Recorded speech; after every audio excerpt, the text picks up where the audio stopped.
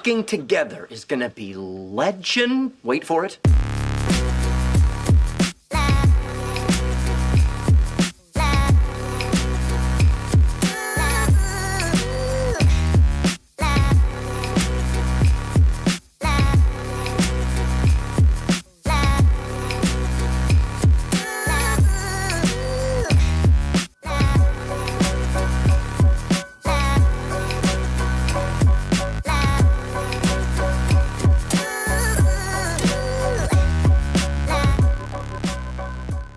Hello, everybody, and welcome to another episode of Zero Life, a weekly podcast where we talk about video games and nerd culture and whatever I really feel like. My name is Sean. With me, of course, as always, is Barrett. Hello there. You're not dying this week? I'm not dying. My ear is, I can hear out of it. I'm not sick. We're back, you know. Yeah, sorry for missing last week. Barrett got real sick, and Yeah, it was there's real not bad. really much we can do about that. I was a big poopy boy last week. It was real bad. And I had a concert this week I had to go to. Oh, yeah. I saw Chance again. Yeah, how was that? Unbelievable. Seriously unbelievable. Best show I've ever been to. Blew the last show I went to from his completely out of the water, which before that was also the best show I'd ever been to. So. So from here on out, he's just got to top each show, right? I literally don't know how he could do that. Like, the show is so crazy, like so over the top, and there's a floating staircase and a stage floated at one point, and Yeah, that's crazy. I really don't know. I feel like a lot of people have been doing the floating stage. Yeah, it's a sort of Kanye thing. Yeah. It's a Kanye. People hate Kanye as much as you want, but he's super important. Yep.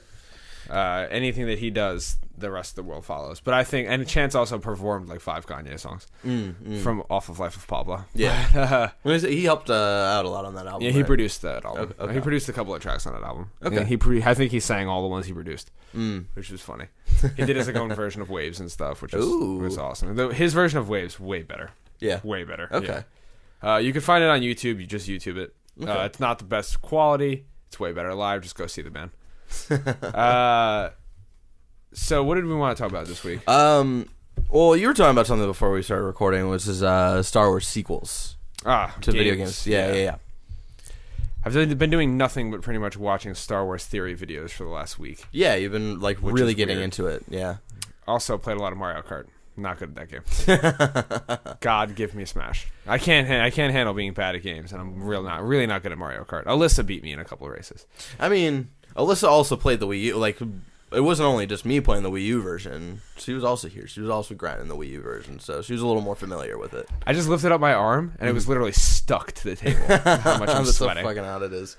Jesus. It's absurd that nobody in San Francisco... I mean, you don't need air conditioning in San Francisco.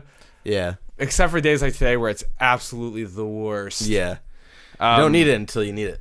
I'm just going to hold on to this cup of ice. Should we bring the fridge over here Lower and my have like the core body temperature. The freezer open? The other day I was playing video games, and like I always do this thing where I sit directly next to my heater, and I forgot that I turned it on 80, and I thought I was getting a fever because I was playing the game. I'm like, I'm sweating so much. I don't get it. And I was so close to the radiator that I didn't feel the heat coming off of it. Oh, it was just man. like I was just on top of it, so it was just warming me up. Oh, that's not good. And I was like, Fred, I think I gotta get off. I think I have a fever. I think I'm getting a heat stroke. Yeah, and then I turned around and I was like, Anyway. Yeah, that'll happen. Star Wars games that deserve a sequel.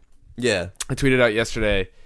By the way, blue lightsaber beat green lightsaber by 1%. And Wow. It pulled in, like, final second, man. What? I'm like, it's so stupid. Green lightsaber is clearly the cooler one. I think the green lightsaber introduction is really cool, but I think the blue lightsaber...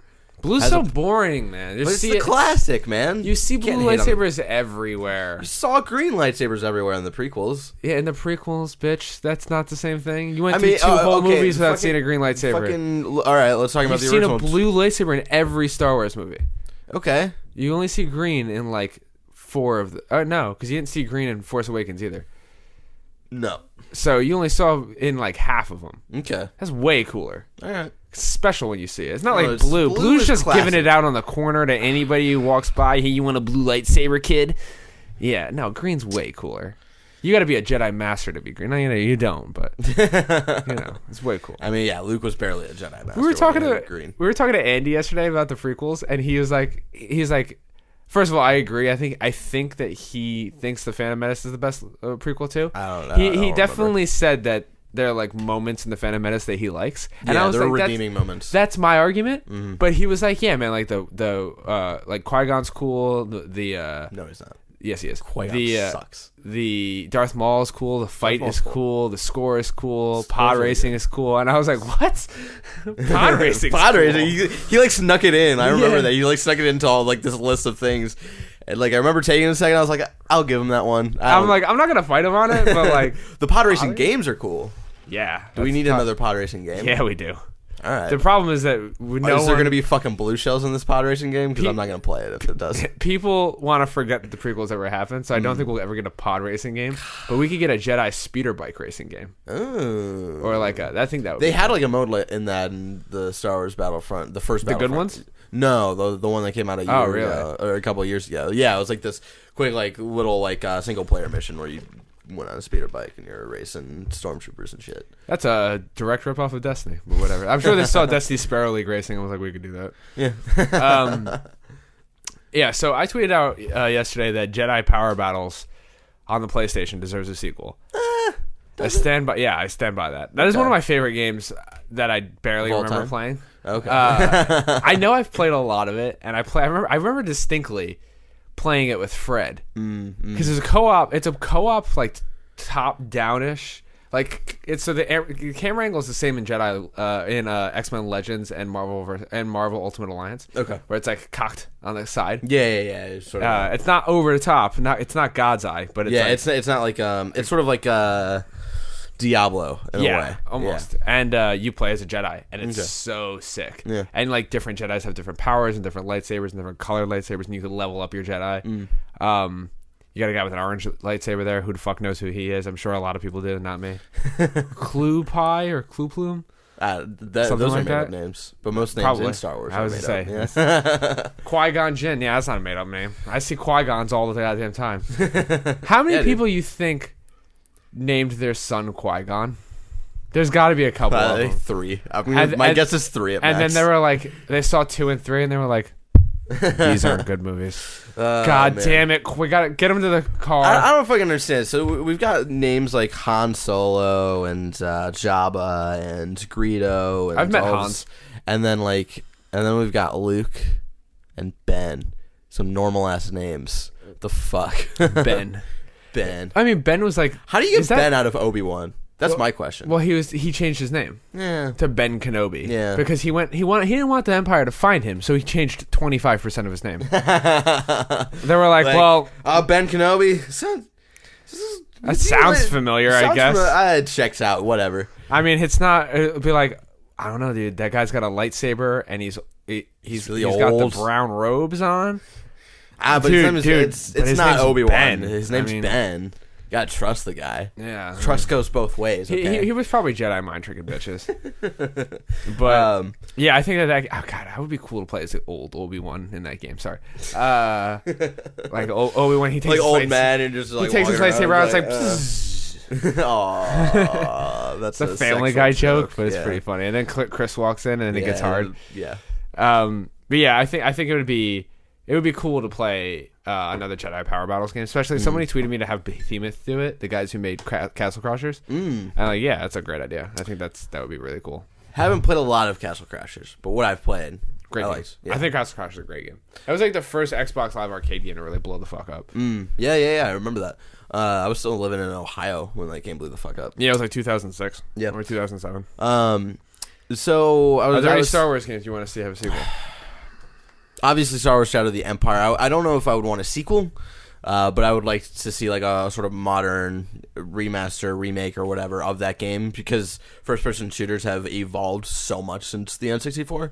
So I think it would be really cool to see like this sort of dark, gritty game where if you don't know about Shadows of the Empire, it's like an in-between, or it's like it's sort of going along with the events of 5, but you're not a main character. You're like a friend of Han Solo's, and you go off on your own adventure, and it has nothing to do with like this big overarching like Force and Jedi and lightsabers. You're just this dude, and that was like a first-person shooter. So I think it'd be really cool to see that in a sort of modern game setting. You know, Yeah, that would be cool. yeah. That's a lot of people really love that game. Do we need a Force Unleashed 3? No. That's a great game. I think Force Unleashed 1 is a great game. Force Unleashed 1 is really cool, and like before it became non-canon, it was like a really cool way to tie the story between I mean, sort of between the two trilogies. Yeah, like 3 and 4. Here's the problem with that, though. I thought about this greatly. If Starkiller survives the first game. No, but he doesn't, though. He doesn't? Not if you play the way they... Not... Because there's 2 endings. Do you remember the 2 endings? Yeah, I'm going back far. I don't so Force Unleashed... so, like, the whole story with Force Unleashed is you play as Starkiller. He's the secret apprentice to Darth Vader, and Darth Vader's training him to kill so they can kill the Emperor. And Darth Vader sent him out on this mission to be like, hey, I want you to befriend... people who want to rebel against the Empire. I want you to create a rebellion and then bring them to me so we can easily round up all of the Emperor's enemies and kill them all and shit. And so you do that, but then you start, like, Starkiller becomes invested in all these people that he's meeting. Like, he's learning the Jedi ways from the blind the Jedi, blind guy. I forget his name, and then like the blonde woman who was working for the sorry? No C Kenobi. Oh yeah. Stevie Wonder Obi. Oh, Qui-Gon Helen Keller. Stop me. Have I gone too far? I think that was the limit. I think All we right. can't go past that one. He wasn't deaf too. And so, and then the blonde woman who's working for the Empire, and that she's hot like, chick? yeah, and she's like conflicted. She's like, oh, I don't think I like the Empire anymore, and she's helping you I'm out. like, just not feeling it. And so, and then Starkiller slowly is like, fuck, I don't want to turn these people are slowly becoming my friends, and then like Darth Vader like searches Starkiller's feelings, and he's like, oh, I know what you're doing right now, and then I feel you. and so like Vader kills Starkiller on the snow planet and takes all of the friends, and they're gonna execute them on the Death Star. It's like, it was this really cool moment where all the friends are taken away. It's a really low moment, and Starkiller like is meditating for the first time, and he's like trying. I thought to they killed him. No, well, he like shot. He like How he Or stabbed. no, it was the The blind guy gets killed? No, the fucking robot dude. Remember the robot friend who turns into all the different yeah, Jedi? yeah. Like, yeah, he gets killed, I think, or something. Anyway, shit goes down on the snow planet, and Starkiller is like left alone, like left abandoned. He's meditating for the very first time with the chick pilot. She's like, "What are you doing?" He's like, "I'm trying to meditate. I'm trying to see the future." I'm like really into like yoga now. Yeah, and yeah. It's I it's follow a like my couple of- aura, you know. Like I like follow to do a a few deep Instagram. cleanse. I follow a couple of Instagram accounts. Is that quinoa? Bring that over here, girl. And so he's like, I'm trying to meditate, and she's like, where, like, can you see where they are, where they take him? And he's like, it's a giant space station. And then you get to go to the Death Star. Like, that was like a cool moment, you know. And then you go in, you like infiltrate the Death Star, which was like this really cool sequence. And if you looked, there's this really big room that was several levels, and there's like this landing on the very top that you had to like sort of finagle your way up to. If you got to that landing, you got the black saber crystal. It was the dopest looking lightsaber ever. And so at the very end, Stupid they don't give that to you earlier, by the way. I know, man. And so at the very end, like, you start fighting Vader, and then you start fucking up Vader a little, like a lot, and then you enter into a room, and at the bottom is a trench where Vader's in. At the end of the hallway is the Emperor with all of your friends that you're trying to save. You have to pick one or two. You have to either fight Vader or you have to fight the Emperor. If you choose to fight Vader, then you sacrifice it. Like, all of the friends die, and then, like, Vader, like, basically kills you. And in that sequence of events... Or no, it's you kill Vader, and then you try to go after the Emperor, and the Emperor fucks you up, but doesn't kill you because Vader's dead, and he needs an apprentice. So he makes you like his like new apprentice, and he looks all like fucked up and like all like robotic and shit. And there's DLC based off of that timeline where you start hunting down like Luke and oh really? Yeah, there's like, I never knew any of that. Yeah, there's it's like the Sith Lord edition where wow. if you followed that timeline. Since Vader isn't a thing, you get sent on a mission to Tatooine to take down Obi-Wan, and that's where you find Luke. And he would do that, no problem. And they get away, and like you kill Obi-Wan, and then there's a Hoth level where you fight and kill Luke. Ah, that's and cool. It's so that is really cool. I didn't know any of that. And so, but like the sort of in canon way is you go fight the Emperor, you save all the friends, but in doing so, you die because like. the Emperor, like, the fight goes really well, and I think, like, but then, like, Vader joins in or something, and then you tell your friends, like, go, I gotta hold him off and stuff, and then, like, this big explosion, or, like, the Emperor's, like, doing the lightning, and then, like, you're holding it back, and then everything explodes, and then the dude dies. And then they're like, oh, we have a republic, or a new rebellion, or blah, blah, blah. Yeah, we have a new hope. It was like this sort of cool little thing where, it was this weird story where Vader was responsible for the start of the rebellion, which was sort of cool, you know? Yeah, that is cool. I mean, and it could have, like, and that story could have ended there, and it would have been fine. It was like a clean sort of ending. And then they're like, hey, there's a second one where you're maybe the dude, Starkiller's clone, but maybe you're the original Starkiller. Who the fuck knows? And you're trying to remember your memories, and it was weird. fucking bullshit. It was so bad. But the thing is, I'm actually almost glad they took the Force Unleashed out of canon. Yeah. Because it didn't really make sense. He is too strong. Yeah. He could have killed Vader at any point. Like, but he was devoted to Vader. That was it. Like, he liked Vader until Vader betrayed him. It's just it's one of those weird things where it's like, so like Vader is 80% as strong as the Emperor. At least this was back then when the EU was still a thing, and like Vader was like 80% as strong, and the only reason he wasn't as strong as the Emperor is because his suit. And his suit constantly keeps him in pain, which is good because it helps him stay like in touch with the dark side, but it limits his force abilities. Yep. And Starkiller's just so much stronger than him, and if he is like 80% the strength of fucking the Emperor, I mean, like, Starkiller should have no problem killing both of them. Yeah. At the same time. Shout out to the fucking mission where, and this all happens in one mission where you're on the trash planet in Force Unleashed, and you have to bring like the Star Destroyer down. He like pulls that was it from out of orbit. Cool, that's too strong though. That was so cool. It is so cool, so dope. But it is he's way too. And strong. also in that level is where the robot friend, like, his wiring gets fucked up and he's sent to kill you. Yeah. And he turns into Maul, and you basically it was like a bullshit reason to have a fucking Darth Maul fight. Yeah, it was cool. It was so fucking dope. But it is like, I was just thinking about that before. Like, like Luke lifts the Yoda lifts the X-Wing out of the water, like, pretty effortlessly. Yeah. That's not the same as pulling a ship out of orbit. Oh, God. Like, that is so much stronger than anything we've ever seen in the Star Wars universe before. Yeah. I remember it sort of broke, like, the logic around it. And I was talking to Woody about what we want to see from 8. And Woody, if people don't know, is basically a genius. And he's one of my friends who's really into Star Wars. Yeah, he loves Star Wars. And he was talking about, like, how if Luke...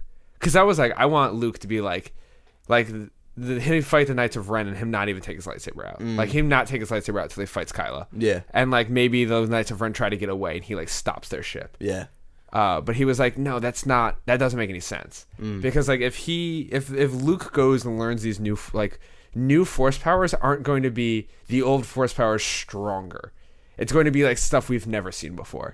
Like if the Book of the Wills, which is like the thing that people think they saw in the trailer, is real, and Luke has this ancient wisdom, it might not be, I can shoot bigger lightning. Yeah. I can move bigger things with my mind. It would be like, I can change a person forever. Like, I can change someone's mind and make it stick. Like, not like a Jedi mind trick that's temporary. Like, you could change the way people see the Force.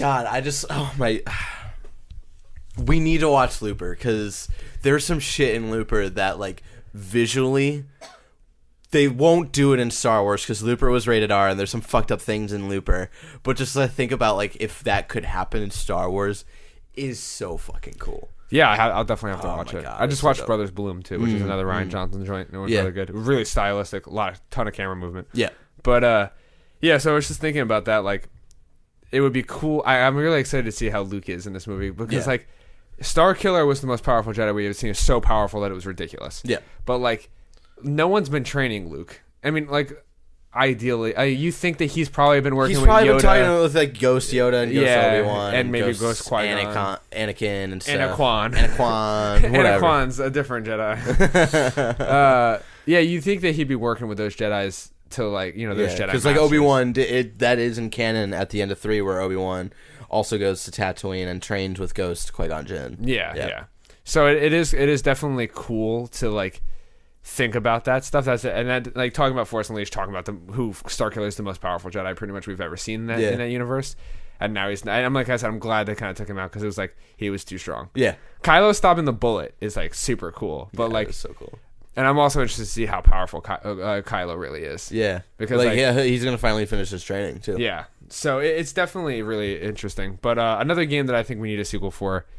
There's a lot. I mean, there's like in the mid 2000s we got this weird string of just incredible Star Wars games, like Jedi Outcast is awesome. Jedi Knight, Academy. Yeah, Jedi Knight, Jedi Academy. Fucking incredible game. That's the first time you ever get to build your own Jedi. And it's not like KOTOR where it's like the combat system's terrible. Yeah. Sorry. Try to play that game now. Yeah, like go back to that game. That like, game is I remember not good. I went to that game late. And I was like, I don't fucking get it. I don't get it either. I was like, cool. It's like going. It's like playing. It's like playing GoldenEye. It's like playing any RPG that came out after Fallout 3 and Fallout New Vegas, and then trying to go back to those games and being like, I don't get it. Like what? The turn-based combat I think is so slow. It like hurts the game pretty bad. But I do agree. I think that we need another Knights of the Old Republic. I think that would be cool. Yeah, that'd be really dope. What was the people who do like Mass Effect and stuff? Yeah, like that. And they cool. say that all the time. Yeah, they talk about it all the time. Mass Effect is basically like it was like it's how Star Wars was created because George Lucas couldn't get the rights to Flash Gordon. Yeah. Mass Effect was basically created because they couldn't quite get the rights that they wanted. No, they can. Well, I think at the time, I think it was like the sort of like we can't do exactly what we want to do, so we'll just make our own thing. That's basically Star Wars. I read an article recently that says one of the heads of BioWare says Knights of the Old Republic 3 is a conversation that comes up weekly. Oh yeah, like on a weekly basis, someone brings up like, hey, why don't we do this? And then people are like, we really are into making really generic games right now with no animations. We want our game to look like it was running on PlayStation 2. That meeting of like, hey, like let's bring that up. It reminds me of the Fire Festival, for people who don't know. It's like this disaster where people paid hundreds of $1,000s to go to this island of the Bahamas, and it's a disaster, and it's a little sad, but it's also a little funny. I don't think it's funny, but I think the people make like the jokes that are coming out of it is funny, but what actually happened is terrifying. Oh yeah, like the fucking like people like getting hunted down by dogs and shit. Like there are some fucked up things happening in that, but also people think it's funny because of consumerism and all that. But anyway, the point is like an article came out yesterday of like what happened, and apparently it was supposed to be delayed until 2018, and the people who were trying, like the organizers, went to the board and were like pitched them that, and in that meeting, someone from marketing said, "Fuck it, let's just do it and be legends, man." And that's why people are there right now in fucking terrible conditions, because they couldn't get this on time, and some asshole from marketing was like, "Fuck it, let's just do it." Sorry, that's just for I mean, how you said it reminded me. The only reason that I even say that is because like, so there's the best joke that came out of this is. Now, this is horrifying, but let's not overstate how easy it is to get a bunch of rich white people to go out on an island with no hope of return. Like, I think that's pretty funny. Yeah. But, like, just because someone's rich doesn't mean they're not a human. Yeah, that's true. Like, if you got trapped on an island with no food and no water and no way to get off of it, that sucks no matter how much money you have. They're human beings there. Ja Rule sucks. That sucks that happened. Yeah. And, like, some of the... I enjoy comedy out of situations, but like I don't think that what happened is funny. That sucks. Yeah, it's really weird, and it's fascinating to see how like what. There's got to be a documentary on this one. Oh day. yeah, like 100%. This has got to be like it's so fascinating. I want to learn more, man. Also, one last one. Star Wars Rogue Squadron. No. Not that one. Republic Commando. Republic Commando. That's sort of like the follow up a little bit to Rogue Squadron a little bit. No, this is a basically Rainbow Six game that was you played as like bounty hunters, or like you played as an elite part of the like clone troopers, I think, or they might have been stormtroopers. The 501st. Yeah, so I don't know if it was the 501st, but because that's like the 501st is like Vader's. The 501st is like Vader's command group. Yeah. Vader's clones, I guess. They're the ones that stormed the Jedi temple with in him. 3, and then they follow him through like episode 4. Yeah. I think their last battle. I don't know if this is canon anymore. I think their last battle is Hoth, and then they die because they're like super elite. Yeah, they're fucking cool. I just learned about the 501st. Yeah, but yeah. So you play, and it's just basically Rainbow Six, but with Star Wars stuff, and it's fucking awesome. There's like, and people, because like I tweeted out, and people were like, "No, this deserves a sequel. No, this deserves." They all deserve sequels. Yeah. They're all great. We had like all Star Wars. We had a great sequels. run of fucking games in using the Star Ward IP. Yeah. LucasArts made a lot of great games. Yeah, man. You know what I really want a sequel to? Star Wars Connect. I'm Han Solo. I'm Han Solo. I'm Han Solo. I'm Han Solo. Everything about it. Right? I sold the Kinect to people. I did that. How do you feel about that? I don't feel great about it. I sold it where I told kids that they would be able to play Star Wars in virtual reality. That's what I said to people. Oh, man. By the way, how have we not had a Star Wars Oculus game yet? Well, there's the VR, the Battlefront VR thing. Yeah, but I want to hold a lightsaber with my Oculus controller. Yeah, that'd be dope. Yeah. Yeah. Probably licensing stuff. I don't know. EA's got to be working on some sort of Oculus game for Star Wars. I hope. Anyway, Star Wars sequels, pretty cool. Yeah, that's exciting things to think about and wish for. Anyway, Sean, I want to talk about a little article that came out last week from The Atlantic. The title of the article is "Video games are better without stories." All right, that's the around what the title is. Video games are better without stories? Yes. I think movies are better when you don't shoot them. Yeah. Okay.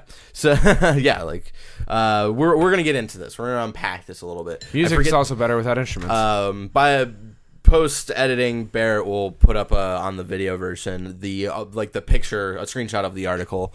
I forget who wrote the article, but it's someone from The Atlantic. And yeah, this is basically their idea of the idea of the article is that video games are better without stories. He talks a lot about environmental storytelling and how it distracts. Video game developers use that to distract from a real plot. In the story of a video game, there's less like action and more of just looking at things. And so, sorry, I just want to unpack this before we really. No. I have a lot of notes. Some I'm not going to be able to reinterpret from when I was writing down notes. Can we get this guy like on stage with Jarrett Petty and yeah, have a debate Bill Nye versus whoever the fuck style? Yeah, dude, like that time when Bill Nye tore apart that guy. Can we just get Jared Petty up on stage? Like, let's turn I just want Jared Petty on a stage. I just want Jared Petty, and we'll just applaud him. God, or Jared Petty's the best. Like, continue. I I heard about this, but I intentionally didn't read it because I wanted my reaction to be genuine on the show.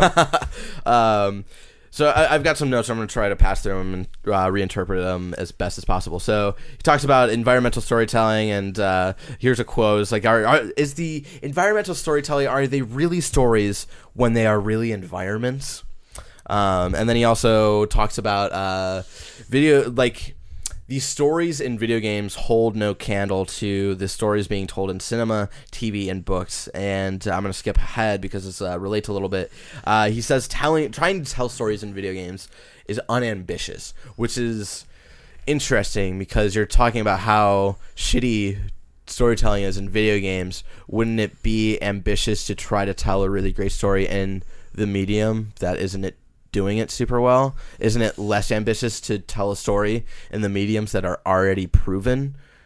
Fucking pick a side here, dude. So yeah, he talks about the whole versus cinema, TV, and books and whatever.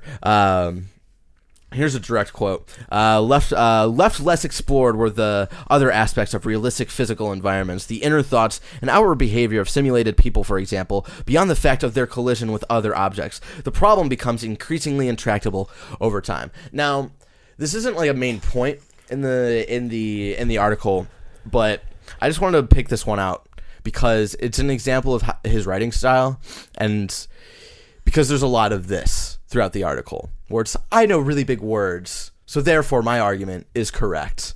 And so he uses a lot of very vague arguments and uses really big words to try to hammer down his point, but they don't.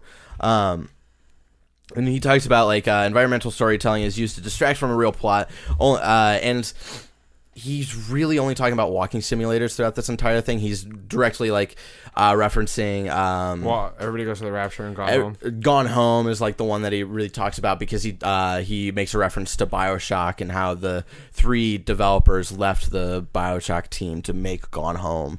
Even though, like, well, why doesn't he talk about BioShock? Yeah. You want to talk about a story in video games? Go talk about... like. And so he talks about BioShock for a little bit, where it's like in between all of this dumb fighting and stuff, you get more environmental storytelling of listening to tapes of them telling you of everything that went wrong instead of just seeing it for yourself. And you just wonder why this couldn't have been told in a movie. And so, like, the funny thing is he praises What Remains of Edith Finch, which is a new walking simulator that just came out. That's really cool. It's about this like really this cursed family that like all dies in tragic deaths, and you have to like sort of like put together like how everybody in your ancestry has died. And so he praises that game, and then he backtracks and asks why it needed to be told in a video game. It's like, why couldn't this just been done in a movie and whatnot? And he points to cinema envy in that at that moment where he talks about people in the video game industry are just upset because in the 21st century, everybody in their industry thought that video games were going to overtake movies as the big medium of storytelling. I mean, like, video games make more money than Hollywood. Yep. It's not even close. GTA made more money than like all of Hollywood that year. Yep. And so it's like they're just mad, so they're just keeping these stories to themselves rather than sharing them in movies and whatnot, which is fucking. I'm gonna get to that.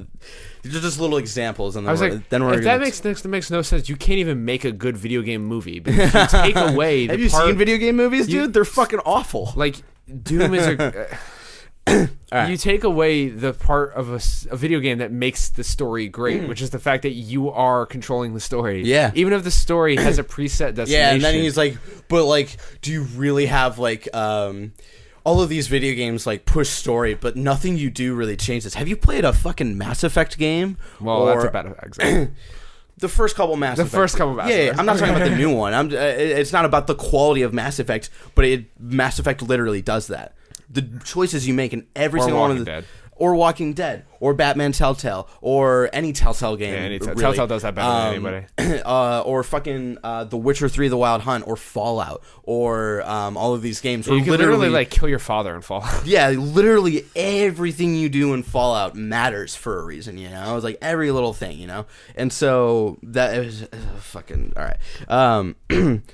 Another quote, games are not a new interactive medium for stories, unquote. And then another quote, as the only mass medium that arose after postmodernism, it's no surprise that those materials so often would be the stiff of games themselves. More often than not, games are the conventions of games and the material of games, at least in part. Texas Hold'em is a game made out of poker. Candy Crush is a game made out of Bejeweled. Gone Home is a game made out of BioShock. Star Wars is a movie made out of Flash Gordon.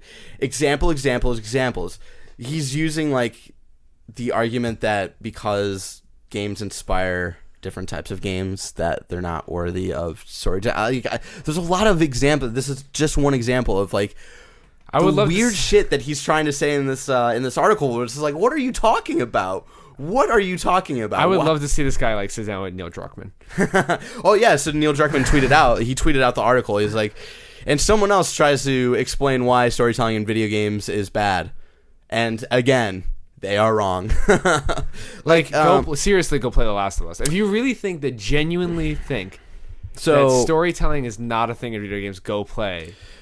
So I wanted to rant about this on Twitter about last week, and I got a good friend, Ali Mushka, who responded to one specific thing that I said. I was tweeting out, I was like, just because stories aren't told the way you want them to be doesn't mean the medium is the problem. Maybe the medium just isn't for you.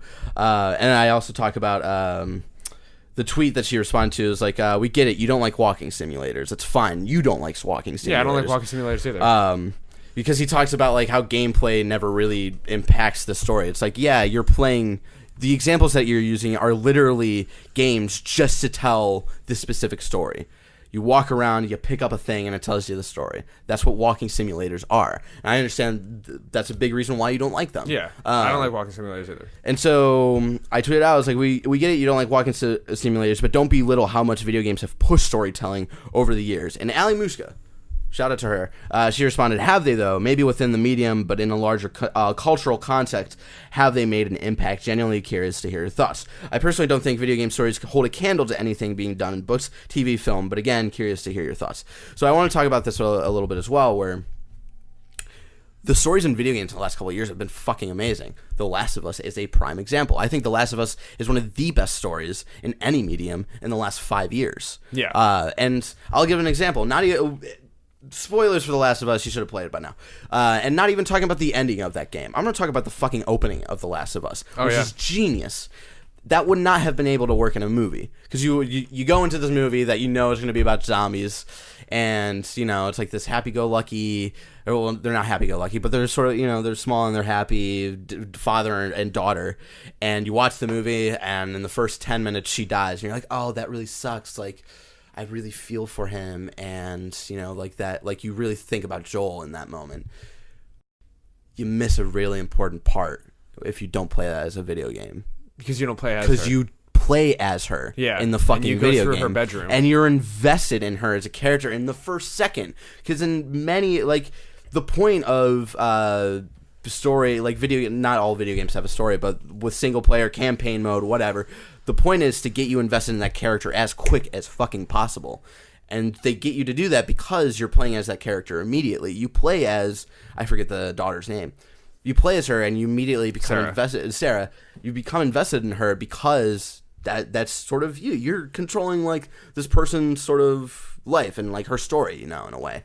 And so when she dies, you're like... That hurts. Only knowing her for 10 minutes, you're like, fuck. Like, how, like, where do we go from here, you know? It's like, I don't think you get that impact if you watch that in movie form. And they do both. So it's like, you don't only play, you play as her through the beginning of the game, which is not stressful. You're just walking around her bedroom, like, picking up stuff, and you're seeing her relationship with her father, and what it means to her, and, like, in her universe, she's a real person with posters in her room, in her room of stuff that she likes. Yeah. And then it switches and you play as Joel carrying her when she's hurt. Like, it instills this, like, protective mindset. Because, like, obviously Joel cares about her because he's her father, but then you also care about her and want to protect her and stuff. And the game does a brilliant thing where if you do everything right, she still dies. Yeah. Like, you beat that part. You have accomplished the thing they wanted to accomplish, and then The Last of Us is so great about making the universe, like, the universe that we live in The Last of Us is a universe where even when you do everything right, it still shit gets fucked up. Doesn't matter. Yeah. Like, people still die that you care about. So, like, you're carrying your daughter, and, like, 'cause you could die at that part, like, and then the game just restarts. Yeah. But, like, there's no restart button at that moment, you know? And she is not killed by an infected.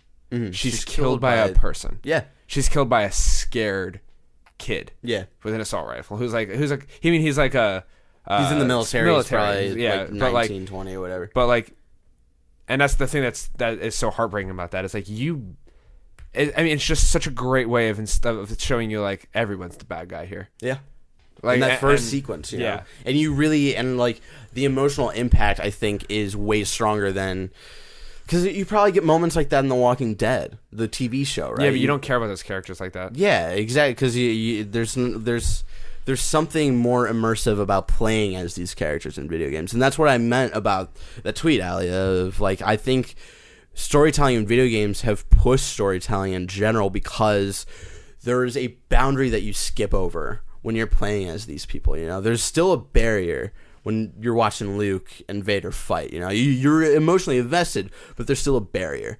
But I think that barrier is, you know, you leap over it when you're playing as these people, and you really start to be put in these people's shoes, you know? I think we're going to keep going to Naughty Dog, I am at least, because I think well, yeah, because they are the prime example, yeah.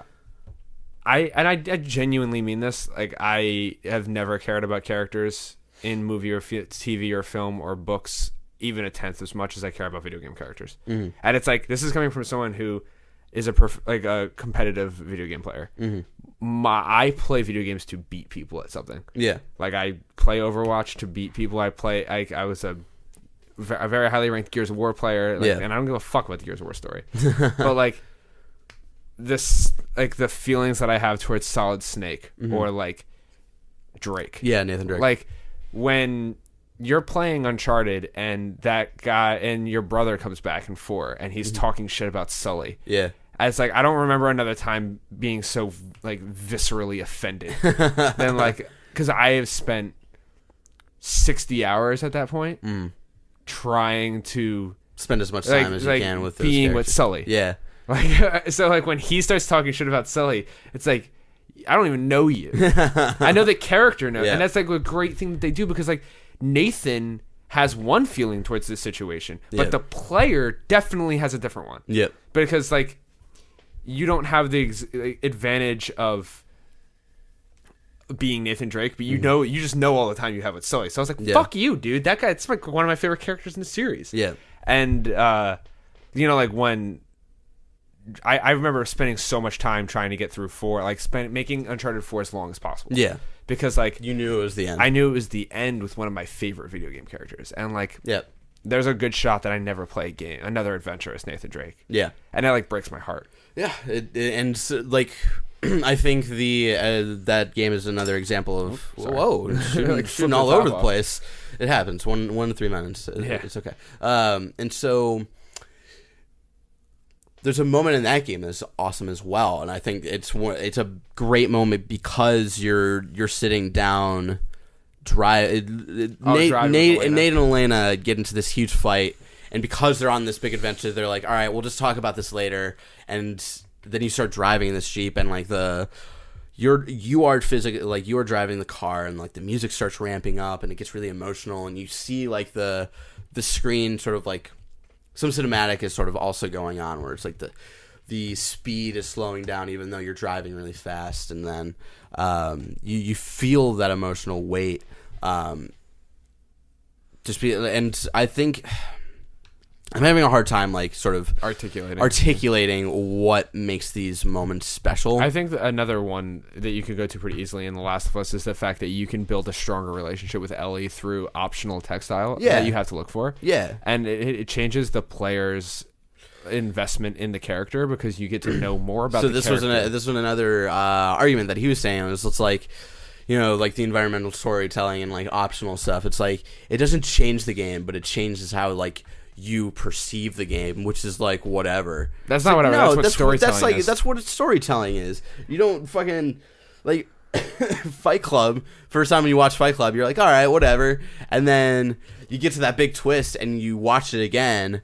And you see all the fucking clues come together, and it changes the way you fucking watch it. You know, it's like that's the point. You know, it's like good storytelling is okay. Here's this perspective, and we're gonna tell this story in this perspective, and we're going on this little journey, and boom, we're gonna change this other perspective, so you can get like a good like full understanding of what this story is about. That's what good storytelling is. Another great example is at the end of Metal Gear Solid 3 when you kill boss. Yeah, and the you game have to doesn't end until you do it. Yeah, it's like that game very clearly Kojima and like admittedly Kojima wants to make a movie. Yeah. But in a movie you would just watch this character that you've been spent an hour and a half with get shot. Yeah. And it would mean whatever, like this character is and dead. It was like that sucks, and I liked him, but it was an hour and a half, whatever. But instead, you get to play through 30 hours of a game, or 7 if you're very good at it, and you get to the big climax with your mentor and who you have had all these conversations with in the game, and like you can go and search and get more conversation, learn more about her, and then you kill her, but you kill her. Yeah, like you have to do it. There's no button in a movie that you you know, like.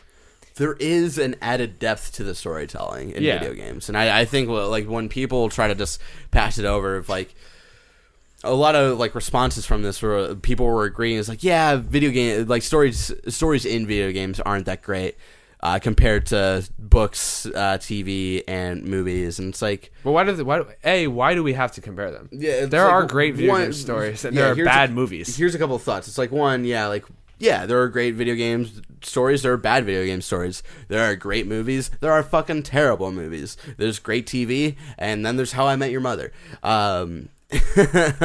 So it's like that weird of like, okay, your prime example for a video game story is going to be Call of Duty. All right, then our prime example for movie storytelling should be fucking Transformers. You know? Yeah, that's a great way to look at it. Yeah, and it's like that's bullshit. You know, it's like if you really want to like look at great stories, look at fucking Spec Ops: The Line in video games. Look at Last of Us. Look at Uncharted 4. Specifically, Bioshock. You know, it's like those are great stories, and there's just. And fuck you, Gone Home has a great story too. Yeah, and he shits on Gone Home. It's just like, it's teen whatever, and if it was in a movie, it would be whatever. But because it was in a video game, this media, I don't know, I forget. My whole thing is like... He just shit on a lot of things I was very upset about. Yeah, like, a great story in games is still great, even if it isn't better than a great story in movies. Like, yeah. It's this whole like, and it's like the other thought can be great. Yeah, both things can be great, but and my other thought too is like the whole comparing them. It's like you're also comparing an industry that's been around since the like early like 1910s, 1920s, when movies started actually becoming a regular thing, right? Yeah. I think like Nosferatu, the movie that Nosferatu was in, it was like one of the very, very first like movies, right?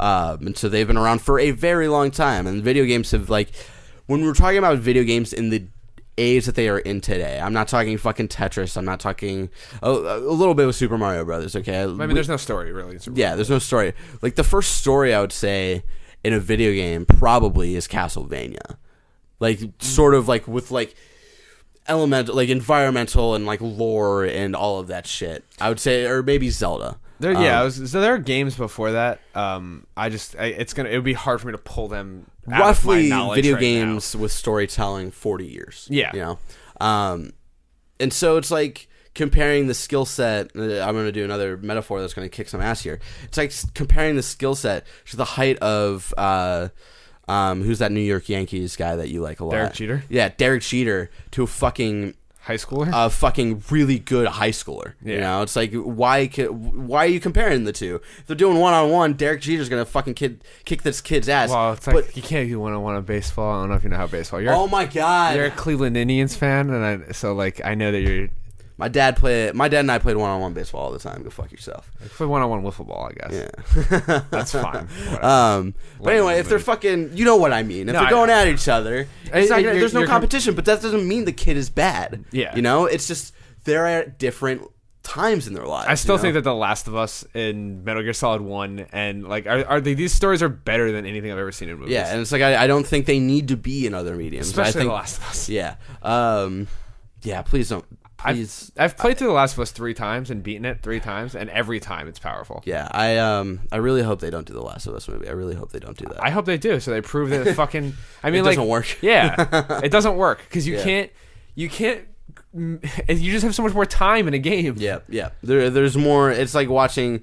It's like getting that added depth. Like Breaking Bad as a movie probably would be still like a really good movie, but you get more of the character, you get more emotionally attached to those characters, and that's like the ending of the story of Breaking Bad is more impactful because of how long you've spent with those characters. You can say that with any TV show, really. You know, it's like that story is more impactful because you spent hours and hours with these characters, like the Office. You know, it's like when Michael leaving, it's like because you spent fucking hundreds of hours with Michael. I mean, another example is like look at games like Outlast or like horror games. Yeah, horror games are scarier and scare you to a deeper level than anything that you'll get. And here's another great fucking example is Until Dawn. Yeah, where that is literally a teen horror drama, like a horror movie, but you control the direction. You know, that is a great fucking example of how storytelling is done so well in a video game. You know, it's like, yeah, the gameplay was fine, but the gameplay was, and I'm talking about like the quick time events of shooting the fucking Wendigos or whatever. Yeah, and like that was whatever, but the gameplay of that game was choosing the story, the whole butterfly effect that they kept pushing. You know, it's like, we get it, it's the butterfly effect. What every fucking decision matters. Shout out to the Butterfly Effect movie, Ashton Kutcher. With Ashton Kutcher. Yeah, his best work. I always thought I always get that and Seven with Jim, or the number 7 with Jim Carrey mixed up. Oh yeah. Yo, fucked up ending, man. Butterfly Effect. Ashton Kutcher goes back in time and strangles himself in the womb. That's fucked up, man. So anyway, that's like, yeah. Well, you're dumb. I mean, that's just a dumb argument.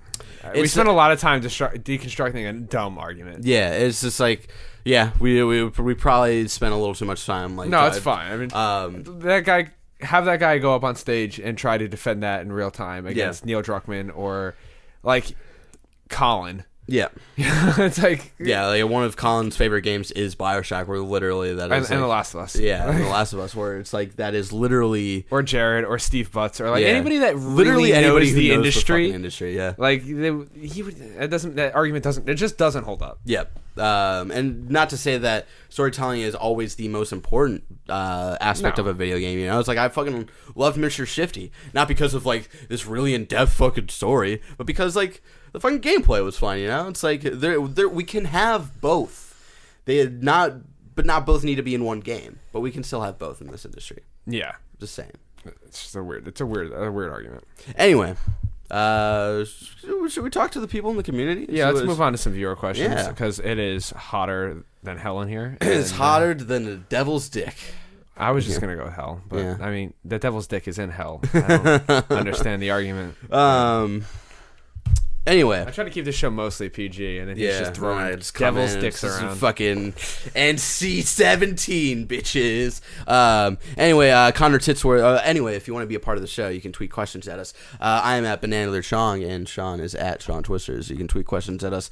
Usually go tweet them like over the weekend on Saturday or Sunday. If you or tweet DM me, I guess. That seems to be pretty effective. I like it. I have no problem with it at all.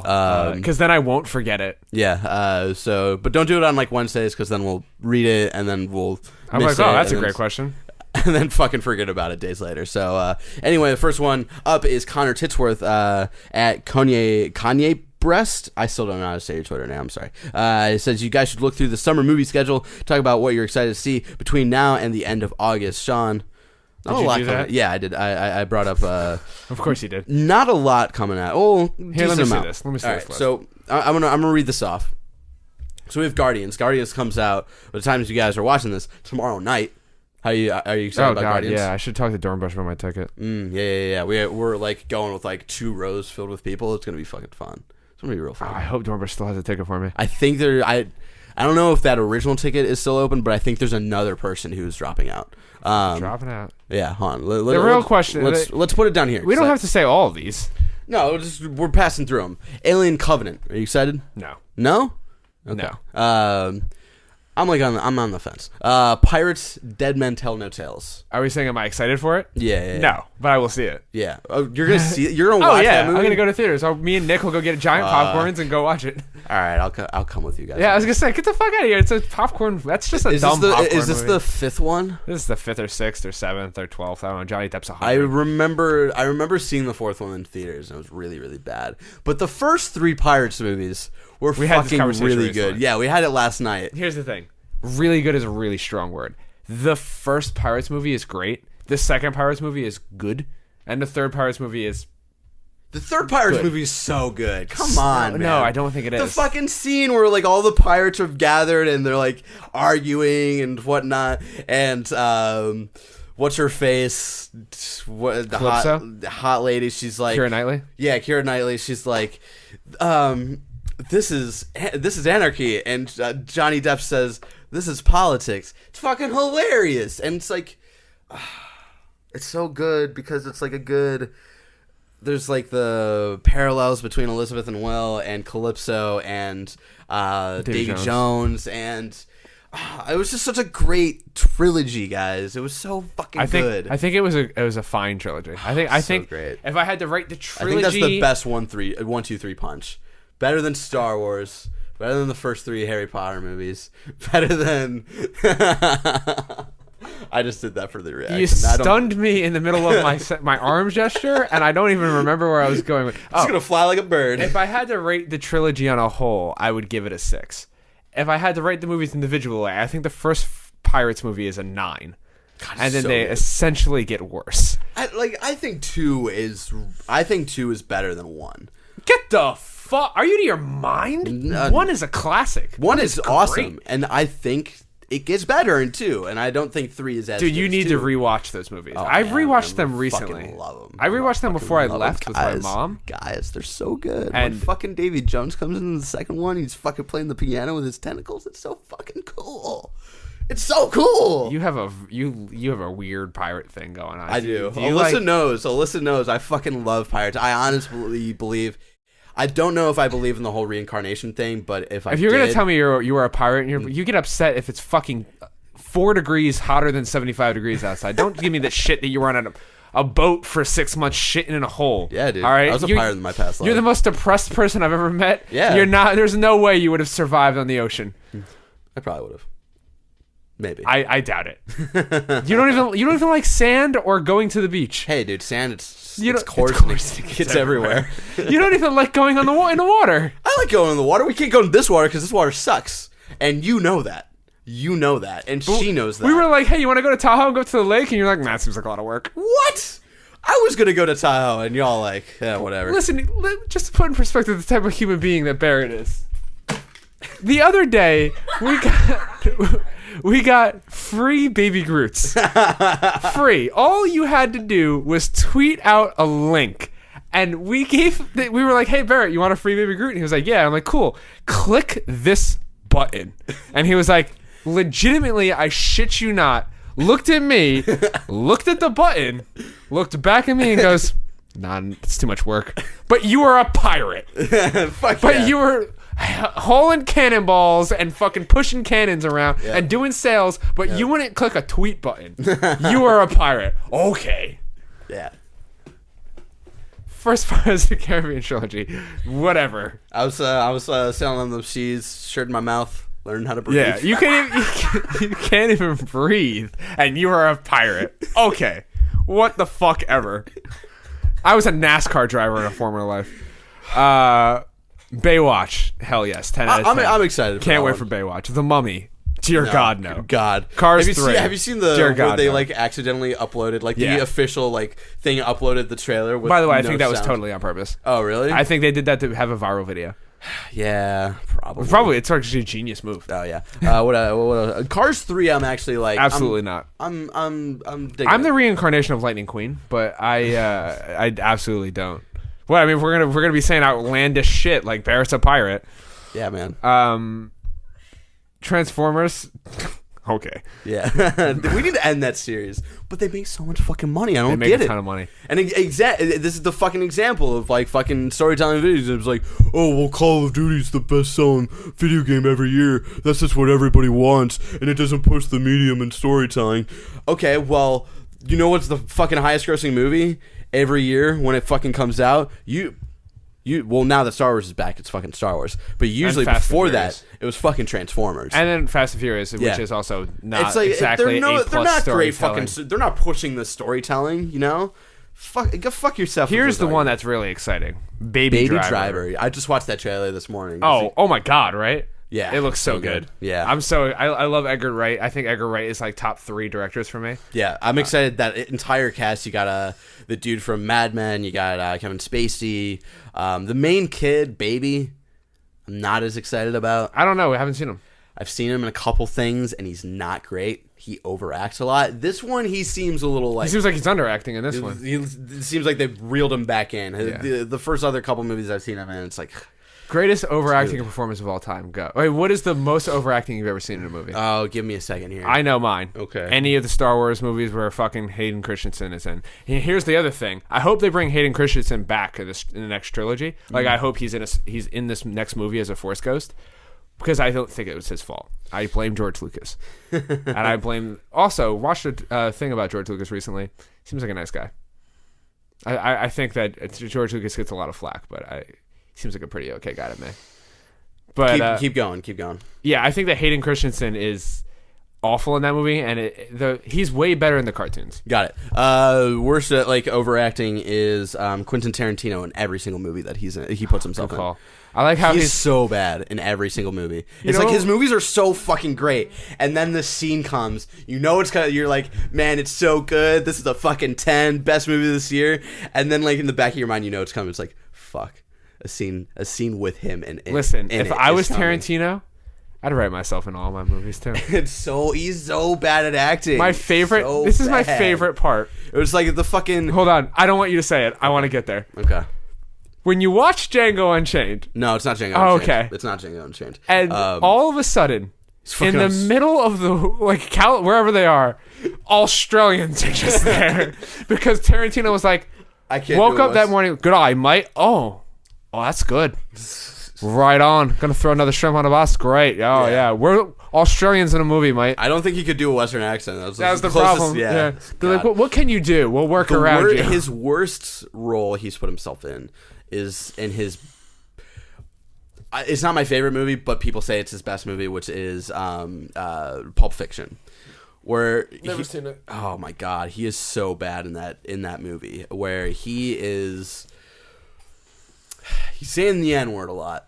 No. He likes to make himself say the N-word a lot, but the way he says it in Pulp Fiction, where he's saying it over and over again, and sort of the situation they're in is like sort of like fucked up and a little funny and whatnot. I wanna show you But it's just something like real the quick. thing that it's the way he delivers it. It's just like it's cringe.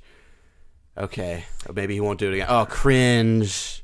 Okay, maybe he won't do it. Oh God, cringe. Here's by the way, I just pulled up something because one of the other movies on this list is Spider-Man, and I could talk for a week about how excited I am for Spider-Man, for movies we're excited for this summer. Homecoming. Yeah. Yeah, and I just wanted to show you this awesome screen that they Entertainment Weekly grabbed the other day. Ooh, that's really cool. It's the Spider-Man with his backpack on, but the costume just looks so incredible, and he's I love like that propped. costume. He's like propped up on a wall Yeah. on two doors.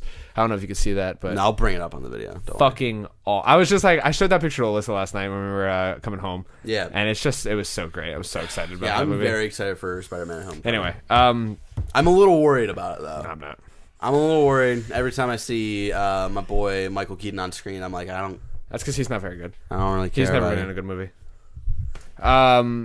War of the Planet of the Apes. You're right. Batman 1989. was fine. 1889.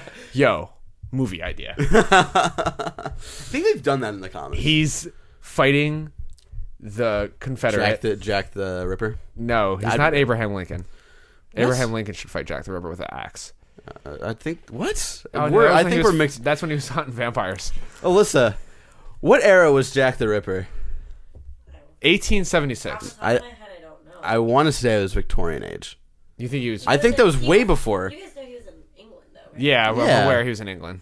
I think that was way before Lincoln. 1888. Oh, I almost nailed that.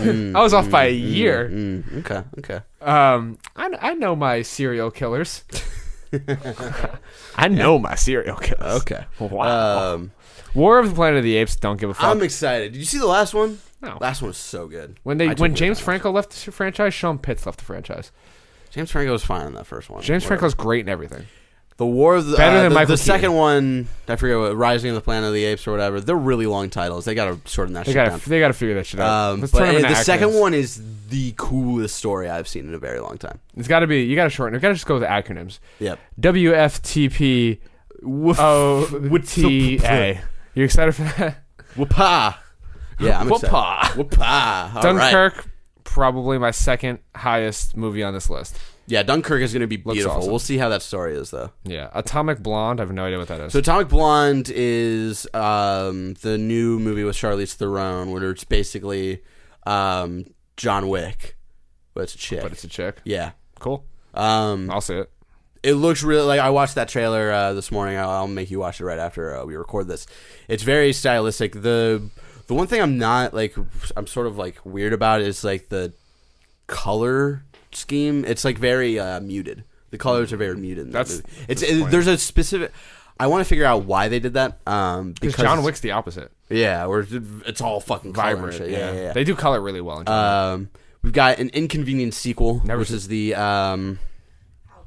Al Gore movie sequel to An Inconvenient Truth, talking about like all of the fucked up environment stuff that I we will thought we absolutely- solved and then we didn't. I will absolutely not watch that movie. I will, can't get because- any more depressed about the world. I mean, we do need to get depressed because we need to fucking Nope. face the problem head I on know there's a and- problem. I'll do whatever it takes. I don't need to know any more about the problem. I'm trying to sleep at night, boy. You know, Yeah. you never like you do that shit and you wake up. You end up on a Wikipedia article at 4:30 in the morning and be like, the polar bears are fucked. Yep. It's just they're fucked. Last one is Dark Tower. Yeah, I'll see that. Wait, is Kingsman not coming out this summer? Later. When? Past August. Fuck. Yeah, sorry, buddy. long. I'm sorry. Kingsman is my number one movie, I want to say. Dark Tower. It seemed all we've gotten is that picture, right, of Idris Elba and whatever. I'll watch it. I'm sold. Idris Elba's in it. You got me. Yeah. Andrew Taylor at Papa Drew Bear says, I tweeted out like a baby Groot dancing. He's like, well, because of the GIF, what are you guys looking forward to in Guardians of Volume 2? Baby Groot is what I'm looking forward to. Well, I heard he was overused. I don't know. Hopefully it's good. I'm looking forward to the soundtrack. Yeah.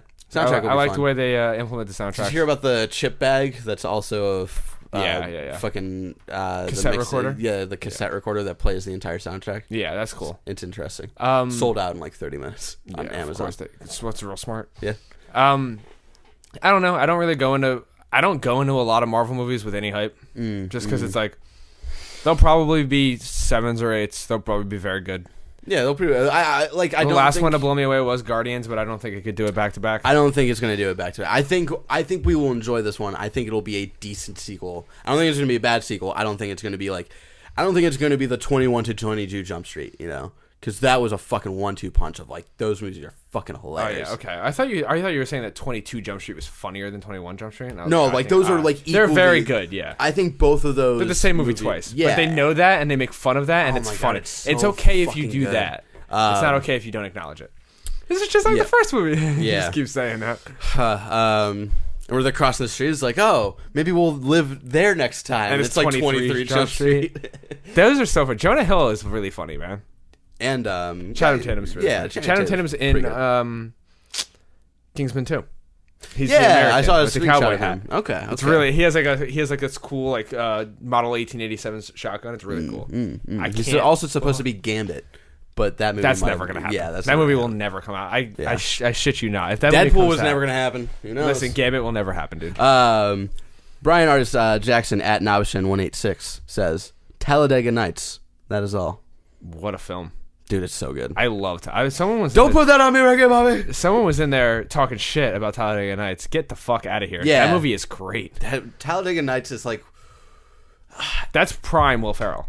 Like I would say I like Anchorman more. Yeah, I do too. But Anchorman I 1 think is Talladega Nights is classic. honestly like I think Talladega Nights and Step Brothers are like tied for 2. Really? I don't like Step Brothers. Oh, Step Brothers is so fucking funny. There are funny moments in Step Brothers, but I think it's like to the end where they fucking come from the helicopter, they beat up all the kids. Old School is funnier than I have yet to see Old School. Old School is funnier than Step Brothers. Okay, because Old School came out in that weird time where I wasn't old enough to watch those movies. Yeah, I think I was like 6 or 7 when that came out. Here, so real quick, meme idea that got shut down at work because we couldn't use it.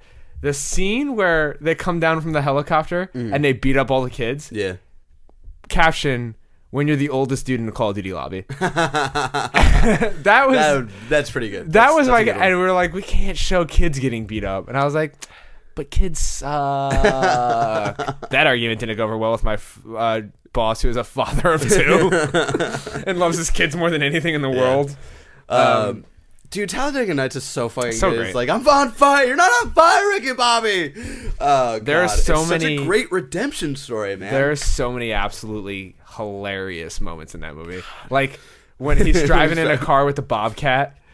And then the Bobcat's on the fucking head of the car later. Yeah. And it's like, who's it sponsored by? And it's just me. And then it's like when they bang in the Chili's and he's like, kids, look away. We'll be making animal noises. There's just like so many moments in that movie that are absolutely hilarious. God, I also like the Highlander joke. I miss that level of comedy, where it's just like they are overacting to overact to just fucking. It's a delicate line. Because they know that like ridiculous. Yeah, because like there's just. Because the dialogue that they're saying in those movies, I think, is actually funny, and because they're overacting, it just makes it funnier. I think a lot of the problems today with like overacting and like a lot of these modern comedies is like, yeah, you can overact all you want, but the lines aren't funny, because a lot of the shit is improvs. because Will Ferrell and his clique were so good at improv. They were so amazing at it. They're so fucking great at it, and everybody else was like, "Oh, well, we did SNL for a couple of years, which is a very average show, which is only good, which is great right now. Which is only good when political shit is happening, Yeah, because we it's can't easy. get creative outside of political shit. We can do that too. It's like, no, you can't. You can't do what Will Ferrell did, And the thing is, like, Will Ferrell can't even really do it anymore. Yeah, Oh, he hit can, that but like problem. he doesn't. He hit that prime, but he just doesn't do it. There really is that stretch of Will Ferrell coming out with like Elf, Talladega Nights, Step Brothers, Anchorman. Like, God, Anchorman. You look like a giant blueberry. Anchorman is the peak. I was watching Anchorman the last night, and I was watching scenes that I completely forgot were in the movie, like when he pulls out the flute and just starts playing the flute in the nightclub. He's like running around playing the flute. Like, I completely forgot that shit was in the movie. I'm not even like sorry to back you ate an entire wheel of cheese. I'm not even mad. I'm impressed. Like, it's like Talladega Nights was fucking awesome though. Yeah. Like God, Anchorman is I'm gonna so get on your ass good. like a spider monkey. Like Yeah. the kids who I'm are a terrible. scissor kick you in the head. Oh my god, it's so good. Part of my job is watching like movies like that and like coming up with memes. ideas. Yeah, so it's like I watch those movies pretty regularly. Talladega Nights is a classic. You're not paralyzed, Ricky Bobby. Yes, I am. He takes the fork. He just fucking stabs himself. He's like, I hope you are kidding. He's like a great athlete, and then he becomes paralyzed. He's like, don't you put that bad magic on me, Ricky Bobby. It's a mental thing. He doesn't think he can, but it's a mental thing. He's like playing the wheelchair basketball, but he's still getting up and dunking on people and shit. Those movies are brilliant. Oh, it's so fucking good. Wait a minute. He's like, what's the greatest movie of all time? Highlander. They won an Academy Award for greatest movie ever made. Or when he has to get it, when the French guy breaks his arm. Oh yeah. He's like, you have to say that something or that crepes are better than pancakes, or like crepes are the best food of all time. And he's like, what's a crepe? And the guy's like, it's like a little pancake. Just say it. And he's like, break it, Frenchie. Snaps his arm. God. We're putting that on when we're done. So good. And we're cleaning everything up. We're putting that on because this movie's so fucking funny. Moving on, Ryan Santilli asks, do either of you plan on playing Outlast 2? No, it's a real spoopy game. I don't like that. Yeah, I'll probably play it eventually. Those Outlast games are great. Little Nightmares is out, and I got to play that, and that already looks spoopy. And Prey is about to come out in a couple of days, and that looks real spoopy. Played the Prey demo. What's a spoopy game? Played the Prey demo. Don't want to ruin it for you because I know Don't you're say really shit. I'll stab you with this pen. Because I know you're really excited. That game is fucking terrifying. Good. It's fucking That's terrifying. what I want. Scare the shit out of me. So good. I'm so excited to play a game that's not Overwatch. I know this is gonna be your first. Prey is gonna be your first game that you've played. 2017. Yeah, that's well, technically Mario Kart, but not really. Favorite handheld ever? Asks Andrew Taylor again at Papa Drew Bear. I tweeted about her last night. Yeah, Game Boy SP, man. I I understand. fucked a lot with the Game Boy Advance though. Game Boy Advance was like that was like a great shape. I guess. Yeah. I I just think that molded this into is your better. hands. I like the wideness of things. I don't like it. The whole like of Alyssa Shimoda, tiny hands holding things. I have feels normal weird. size hands. It's great. It's fine. The hands are fine. They're huge. Huge. The thing about it is that I think the Game Boy SP is. I mean, I think the Game Boy Advance has got like one of the greatest libraries of games ever. Yeah, I think man. it's a phenomenal series. But this is just the better version of it. The SP, it's got a better battery. It's got a built-in battery that you can recharge. Yep. It's got a built-in backlight that you can turn on and off and like adjust its brightness. It is comfortable. It looks really cool. It's small but big. It's a great. Yeah, console. I never had that. Like I had the Advance, and then my mom was like, "All right, that's what you got." So Yeah, you no, know, I think I paid for like the light that you have to attach to the top and stuff to play like at night and stuff. But I put so many hours into Pokemon Fire Red back in the day. Holy shit! I played Legacy That of was Zelda my 1 and game. 2 like religiously. Yeah. Like I played that game for so long. Also the Daredevil game, which was really weird because like it wasn't based off of the movie, but it sort of was. And like the first time you play through the movie, you fight the Bullseye? like the very end of the game, you fight the white version of Kingpin, but if you play it again, it's the black like movie. It's like I forget the actor's name. Yeah. It's like him. That's weird. It was even as a kid I was like, I don't think it's racist, but it is a little weird. Yeah, it's a bit weird. Like you gotta Pick one. I don't know. I like my weird. Vita. I like my PSP. But there's just something about the Game Boy SP. It's such a powerful console. Andy's my favorite handle. Got a shout at the Advance. Also, I loved my 3DS when I had it. The only reason I traded in my 3DS at the time was because I wanted the PS4. And at the time, I was only working bullshit retail, really shitty hours. So good call. I had to You made a good call. But of course, like a week after I traded in my 3DS, Majora's Mask for the 3DS got announced, and I was real sad. Real sad. That'll happen. But I remember playing, like, I played A Link Between Worlds, which was fucking Great awesome. game. And I played Great game. Ocarina of Time, which was, like, if you want to go back to Ocarina of Time, don't play it on the Wii U port, don't play it on the N64, play it on the 3DS. That is the way to play Ocarina of Time. And then Andy Salamoni, at Andy_Salamoni, says, we should talk about the Xbox first party problems and Scorpio for a hot minute here. Is that the last question? We got 2 more. Okay. 3 more. And we're going to roll through them real Here's quick. the thing. There's a lot of problems with Xbox, and it's just legitimately they just don't have a lot of games. Yeah. And it's like There's almost no exclusives now. Yeah, people are like, oh, the Scorpio is going to be this huge thing. And it's like, all right, cool.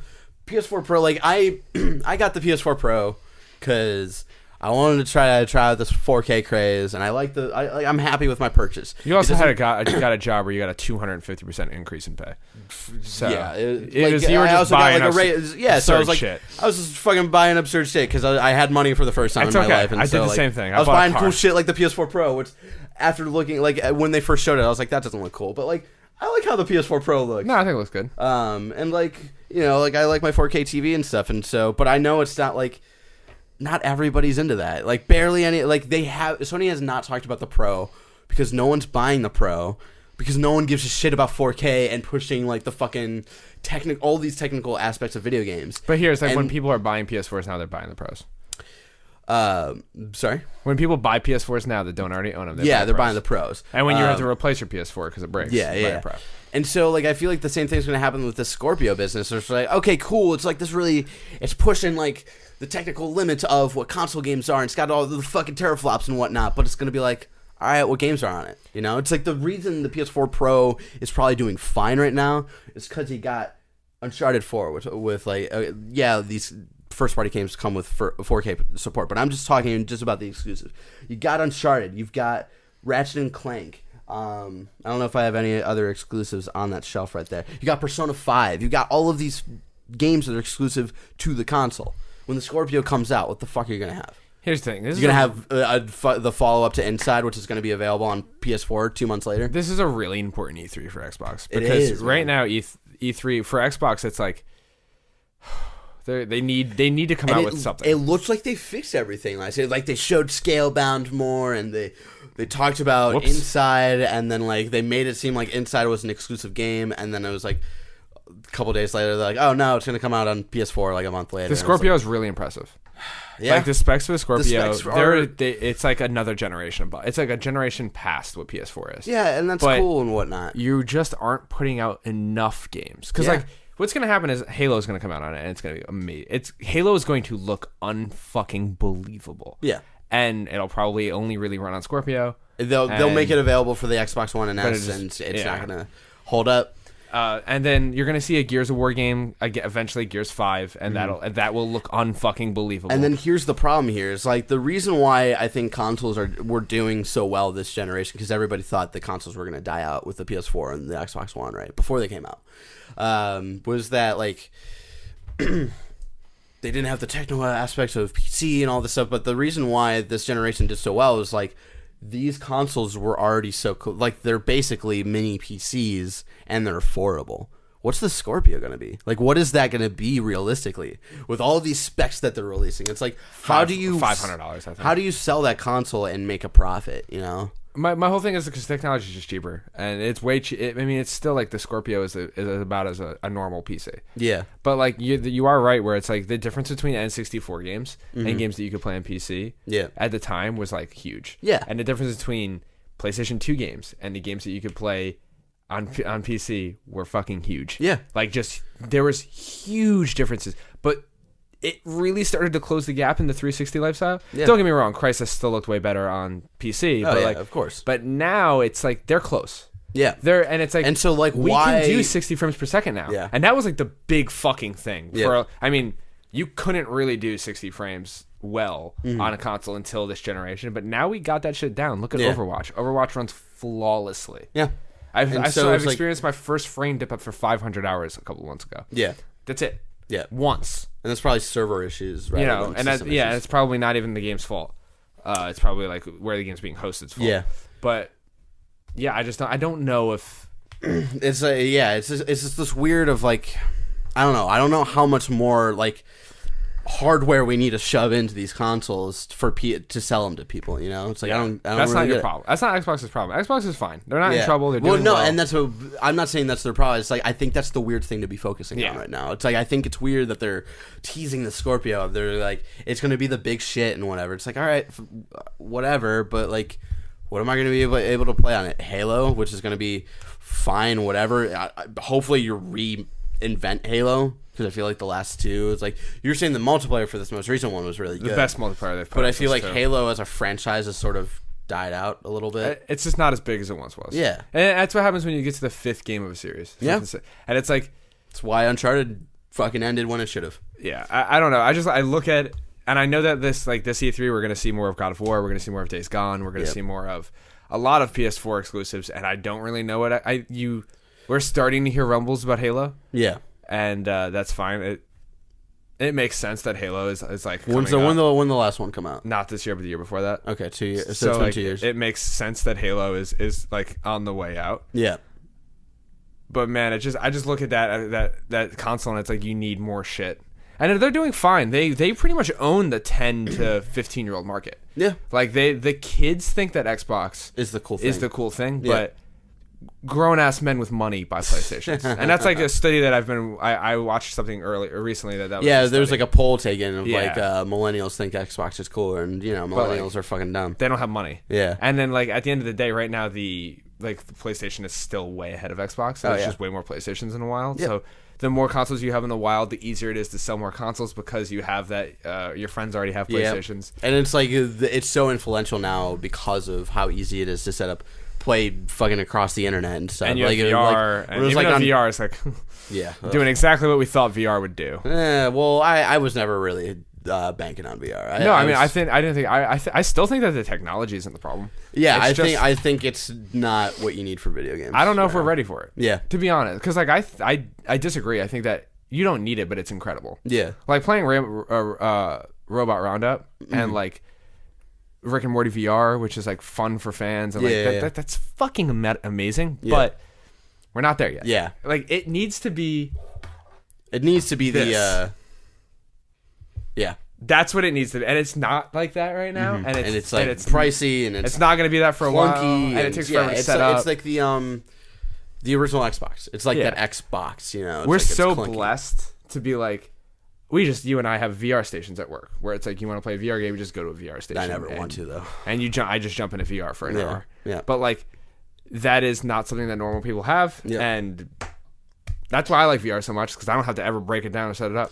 Yeah, exactly. If I had to set up VR, I don't know if I'd ever use it. Well, anyway, Xbox. Probably fucked. Nah, Probably. They're fine, but I just don't know what they're going to do. Hopefully they pull out their big guns this year. Yeah, like you said, E3 is very important for Xbox and Nintendo. Because they canceled their big third-party game, and it was like their Japanese-looking game, so... Yeah, it was like the one first time that they didn't have a brochure as their fucking first party. Or like they're like exclusive. Anyway, we're gonna try to pass through these last 3 questions real quick. George Corvellan at I don't know. I'm sorry, man. Should players who didn't like Destiny Vanilla give Destiny 2 a go? Should they jump in now with Destiny's expansions? I'm gonna say something real quick before you jump in, because I feel like I understand Destiny a little bit more now. I don't think you should jump into Destiny right now. Because the Destiny 2 is just going to come out in a couple months, and what's the point? It's because people like you who have spent hours and hours, hundreds of hours playing Destiny, that's what it's worth it to play it right now to get every little thing. But it's not going to be worth it when the second one comes out and your fucking vault gets wiped and all of this whatnot. I don't know. Bring me your expertise, Sean Pitts. Got some questions for you. Do you have friends that play Destiny? Okay. What is your goal with Destiny? What are your intentions with Destiny? The reason It's like Destiny's your daughter. Yeah. It's like the son like taking her out. the reason I asked that, if you have friends with like, if 3 of my friends were like, hey, we're trying to get into Destiny, Yeah. I would absolutely jump back into Destiny if I'd never played it, or if Yeah, I yeah. didn't like vanilla, because this is a full fucking game now. Mm-hmm. There is hundreds of things that you can do. There's all these weapons that you can collect, and like Yep. you probably won't be going flawless in trials, but like you could jump into these you can play every raid at max How much level is now. Destiny right now in the stores? No idea, but I know it comes with all its DLC. Alyssa, look it up. Destiny price in stores. It is. I think that right now it's obviously the most complete the game's ever been. Yeah. None of that stuff translates to Destiny 2. It will not affect you. But if you're just looking for a way to kill the summer, and you have a couple buddies that Yeah. are like want to get into it, Why not? Yeah, and it's Destiny also is it might give you some fucking more, awesome. and it might give you some more concepts of like being able to go into 2 with like a sort of understanding of what the series is going to be. But That you might should be also smart. play with a Sherpa.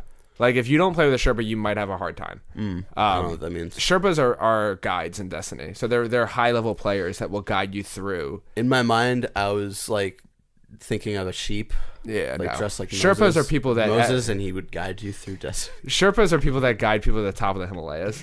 Okay. So like, we call them Destiny Sherpas. Like I used to be one. Okay. My friend Dave Hunt is the best Sherpa I've ever seen. Okay. Because he just knows everything about the game. So you should like find a Sherpa and then play with him. Not that he'll carry you, because that's not the point. Yeah. But he'll at least be able to guide you to the missions that you should be playing when, and the gear that you like, what you should be. Because that was a hard time that even I had as a late game Destiny player. He's when, feeding you the fish while also teaching you how to fish. yeah, exactly. Because like I would be like, Nailed it. I'm fucking nailing it with the metaphors. I would come into a new expansion. I would let Dave play it for a day or two because I'd be like doing other stuff, and then Yeah. I'd be like, "All right, like what?" And he'd be like, "You need to do this, and then this, and then this, and then this. This is the most efficient path." He used to write Destiny guides, so he was like a great person. You go hit him up on Twitter. I think it's like Dave_Hunt or D_Hunt. I think might be his name. I don't remember his Twitter off the top of my head. Yeah, we got a price for Destiny in stores. It's like all over the place. Give me the GameStop. And I'm looking at GameStop and it says Destiny for PlayStation 3 is like $5. PlayStation 3, $5. Probably $20 for Probably everything. yeah, on- probably on like 4. 20 on the eShop and probably in GameStop. When it comes with everything. Yeah. But yeah, so I think that you would have a great time. Destiny 2, jump into Destiny 2. Yes, play. If you didn't like vanilla Destiny, they definitely learned their lessons. If Destiny 2 ships in the state that Destiny 1 is now, Oh, it's gonna be bad. They're gonna well, like No. I mean, I misheard you. Yeah, but yeah. if they do ship how if it they ship was 2 like, vanilla Destinies, yeah, no, that would be that's gonna be bad. They're gonna get reamed for that. But they'll yeah, ship I'm the waiting. game Like the way it is now. I liked the tone of the trailers of Destiny 2 so far. I know you were like whatever about it. I sort of liked the juxtaposition of like grand things and stuff, like for the people who want to like have like these grand adventures, and then just fucking. They talk to the 2 robot. different audiences Yeah, at the same so time. I like that they're sort of trying to bring in more people because it might be a hint of like more different ways to play of like how you like to play. Yeah, if you look at that trailer, I still need. I want to see gameplay though and see like what the moment to moment gameplay is. yeah, I can't wait. I mean, it's gonna be great. It's Bungie. Yeah. That's the thing. It's like that's never been the problem because even vanilla Destiny's gameplay was fucking incredible, but it was you ran out of shit to do. Yeah. And so like, that trailer was brilliant because it talks to like the Titan guy, I forget his name, is talking to everybody. The purple dude, right? Yeah, he's talking to you and everybody who played Destiny Vanilla and was like, this isn't what we want. This isn't the space opera that we wanted. And then in the same trailer, Cade is talking to people like me and Fred, who is like, there's more guns. And we're like, whoa, more guns! That's all we give a fuck about. Give me a raid and something big to shoot, and I don't give a fuck what's going on in this universe. I don't care at all. And the other guy's like, you will learn the law of the universe. And blah, blah, blah. And Cade's like, I don't know, we'll shoot a bunch of guys, and then you can play Trials. I'm like, fucking sold, Cade. As you can tell, Play Destiny 2. Sean is excited for Destiny 2. Emperor Bucktown at Emperor Bucktown. The homie. DM'd you and said, if you have time, I would still love to hear your thoughts on the item system from Lego Racers and why it didn't survive. Here's my problem. I don't remember it. And I read this DM this morning before we recorded, so Didn't have time to look it up. I didn't have time to look it up. I remember playing a lot of Mario Kart and then always thinking to myself, Lego Racer is better than this game by a mile. And I remember you could like build your own cart and it had cool items and the maps were really cool. So I think the answer is the current Mario Kart you're in. You know, it's like you sort of get to pick and choose like the different elements of your cart and stuff. It's the best of both worlds. No, it is better in Lego Racer because you get to like literally build your cart. You just pick stock cart bullshit. This is like I got to build what my cart looked like and my little guy in it, and it was. God, Lego needs to make another racing game. It's right there, Lego. Grab it. Yeah, you got all the licenses and stuff. You Yeah. can put like cool in like. That's what like I'm saying, Vader dude. You could have and like Harry Star Wars, Potter. Harry Potter, fucking like make a racing game. Yeah. Please make a racing game. That's That'd be so dope. cool. They'll probably do it for Lego Dimensions, only Lego Dimensions. Though. Yeah, whatever. It'll be Back to some the full Future DLC. Yeah. And you got Back to the Future in that Lego Racer game. Got the Yeah. DeLorean going. Yeah, Come on, man. The Ecto 1. Last question goes to Blessing Adeoye Jr. I don't know. You gotta tweet me, Blessing, and see if I'm fucking up your name. At Blessing Jr., who says, "What are your thoughts on Call of Duty WWII World War II?" Looks awesome. I'm really excited for it. Yeah. It's exactly what I want. It's basically the way they're pitching it. The way I've heard it is that like the story mode is like almost like a horror game.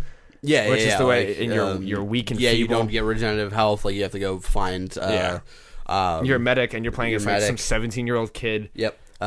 You also have got in the multiplayer they've confirmed this sort of weird base system in the multiplayer. They have a where tower It's, from where it's like Destiny. the tower from Destiny and stuff, where it's like more of a social aspect to it, which is interesting. And it's really funny with all this grounded mechanics, the story, and then they're like, "Yo, 2-player zombies, bitches." Yeah, it's that's like, awesome. all right. I mean, they had to do that. Yeah, because Sledgehammer was those were the first ones to bring in zombies, weren't they? No, Treyarch was. Okay. World at War. Okay. 2010. No, 9. 8. Okay. 7? 6. 8. 6 was when for New Warfare. I mean, wait, 6 was Modern Warfare. For 7. Call of Duty, 8. I don't know. It seems fine. Like the story looks cool, but it's also like it'll be cool to see this like personal story, and apparently they go into sort of like racial tensions as well. Like I was reading, I think like the IGN article that Marty put up and wrote about. There's going to be interesting aspects of like of World War II that we don't see a lot, so that'll be cool to look into. I'm just not typically a shooter person. I tell myself every year that I'm going to play Call of Duty, and then I fucking got Infinite Warfare and never touched it. So we'll see. I thought the trailer was really well done. Yeah, I think it looks awesome. But we still haven't seen gameplay. So Yeah. We got to Well- wrap this up. If you see me squirming the last 10 minutes, I'm starting to sweat from everywhere. So we got to wrap this yeah, bitch up. we're done. That's it. All right. Thank you, everybody, for tuning in. Make sure you guys subscribe. Hit the like button. It helps us out a lot, Hit actually. the motherfucking like. I just learned that. Go review us on iTunes.